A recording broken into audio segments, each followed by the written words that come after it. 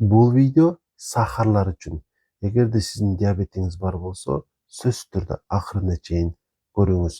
Ар бир кант диабетине чалдыккан адам жашоосунда бир жолу болсо дагы тапшыра турган анализди биз S-пептид деп айтабыз. Менимче, сиз деле ушул оорулуулардын катарында болсоңуз, ушул анализди тапшырган болсоңуз керек жана врачыңыз бул тууралуу сизге өтө көп нерсе айтып берген эмес деп ойлоймун. Ошонун негизинде дарыланууда анча мынча калпсыздыктар кетип калган болушу мүмкүн. Ошону тууралап коелу. S-пептид бул белок, дагы да тереңирээк, илимиирээк кылып айта турган болсок, бул амино кислота жана бул инсулин менен чогуу бир учурда бир жерден пайда болуп чыгат. Тагыраагы ашказан астындагы без, панкреас, муну уйку без деп дагы айтабыз. Ошол жердеги клеткалардан инсулин менен ушул S-пептид ушул экөө чогуу пайда болот, бирдей өлчөмдө пайда болот, бирдей санда пайда болот. Жана инсулин албетте пайда болоору менен эле коротулуп баштайт. Бул пептид болсо тескерисинче колдонулбайт.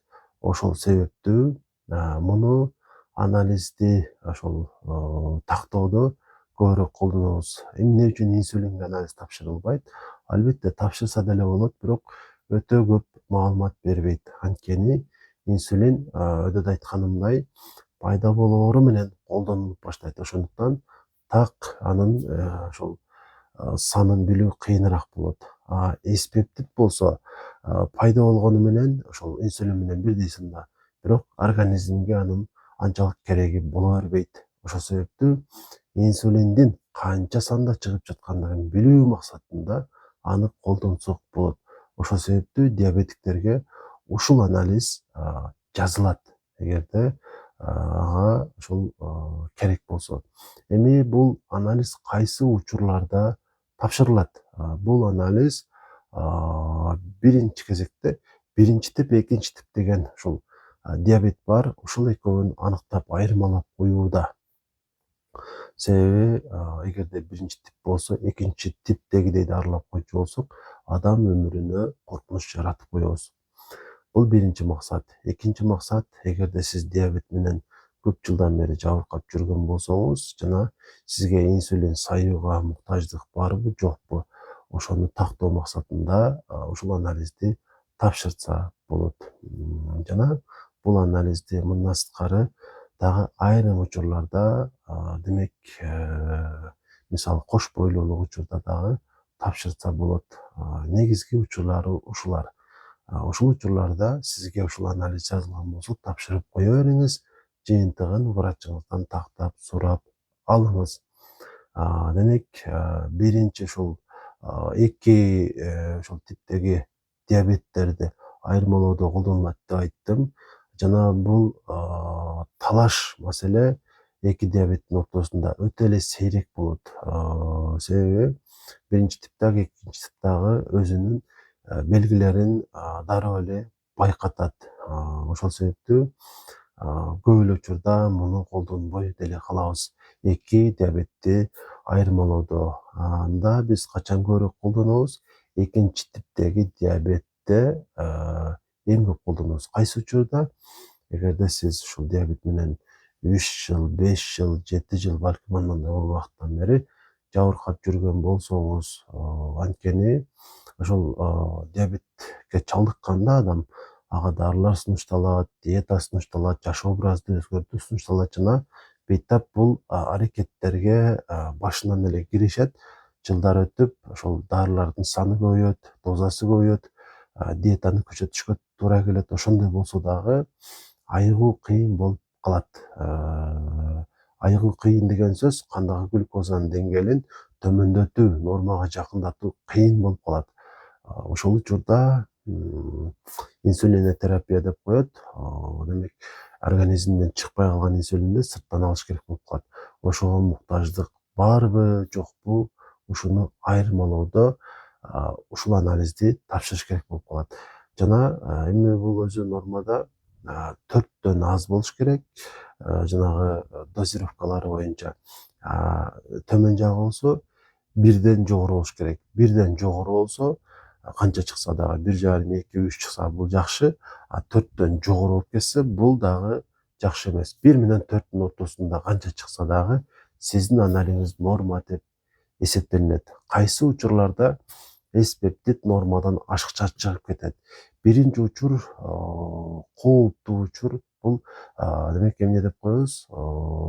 Опухолдордо, залалдуу, балким залалсыз шишектерде ушул эс пептид көп чыгып калышы мүмкүн.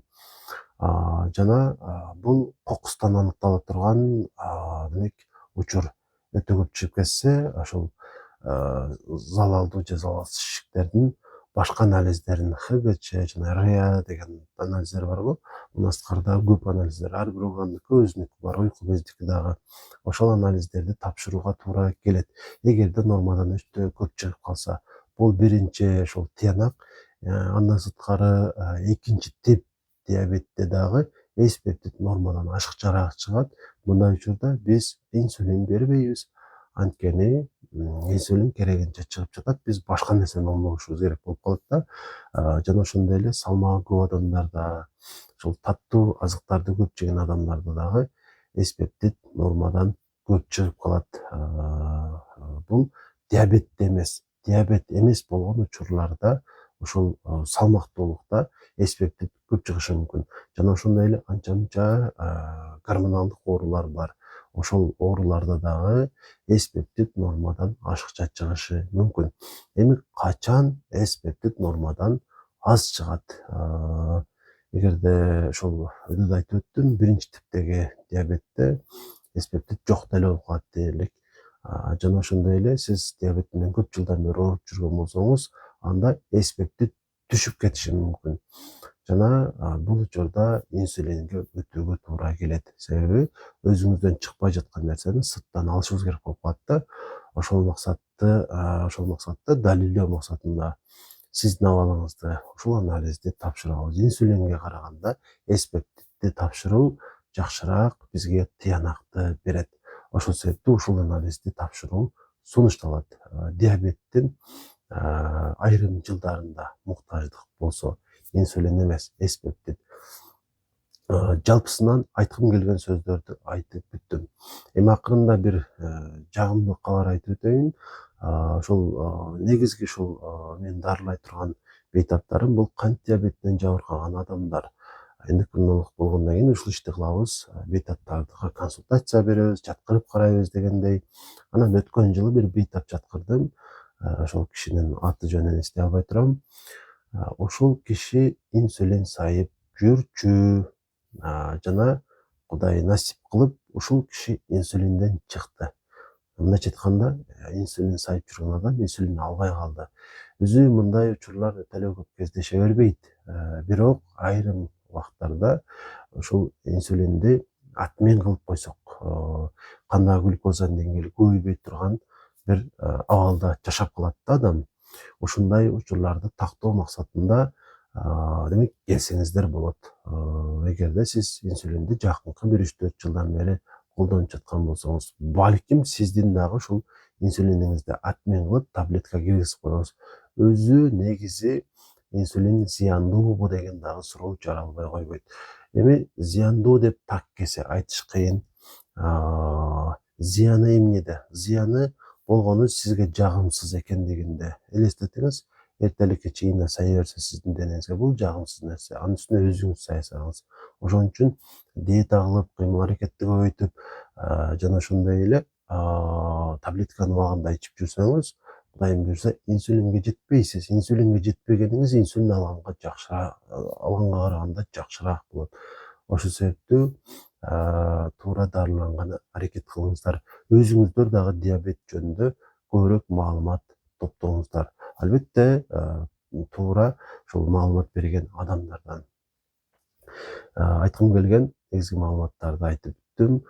Ушул боюнча калыптанган кандайдыр бир суроолор пайда болуп калса, комменттерге жазып кое бериңиздер. Өз учурунда буларга дагы видео аркылуу жооп кылганга аракет кылмакчымын.